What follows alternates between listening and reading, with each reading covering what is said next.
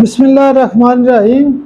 Infertility doctor वकार भुट्टा digital channel से आपकी खिदमत में हाज़िर हूँ। आज का जो हमारा टॉपिक है वो भी एक ख़ास किस्म की बीमारी है। वो बीमारी है कोमा। जब मरीज़ कोमे में होता है तो बड़ा मुश्किल होता है, और कोमे का जो केस होता है वो ओपियम 30 से अच्छा ठीक हो सकता है। कोमे में ख़ास नुक्ता ये है कि इसमें 30 पावर से ज़्यादा डोज नहीं देनी होती। हाई डोज जो है वो नुकसान भी कर सकती है। उसके अलावा ओपियम के अलावा एक और मेडिसिन मैं इसमें इस्तेमाल करता हूँ, वो मेडिसिन है पिट्यूटरी। बल्कि मेरे एक दोस्त का केस भी ठीक हुआ था कि एक बुज़ुर्ग थे, वो कोमा में थे, तकरीबन 40-50 दिन तक कोमा में थे। तो उन्होंने कहा कि ये तो बड़ा मुश्किल है कि यानी समझ लें कि डेथ पॉइंट है, आप ले जाएं। तो वहाँ पे उनके गांव में ऐलान हो गया कि मरीज़ की डेथ हो चुकी है। तो वो एक होम्योपैथिक डॉक्टर साहब थे, उन्होंने कहा यार कोशिश करने में क्या अर्ज है।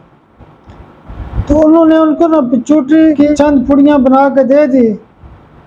ये जो कोमे वाला नुक्ता, ये बेसिकली जो डॉक्टर खनेजा है, इंग्लिश वाली बुक का नाम है illustrated guide to the homeopathic principal,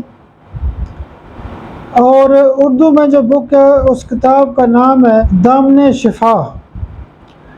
उस किताब के अंदर ये नुक्ता लिखा हुआ था कि कोमे की एक जो ख़ास दवाई होती है, या जो ब्लड क्लॉट होता है उसकी ख़ास दवाई होती है पिट्यूटरी।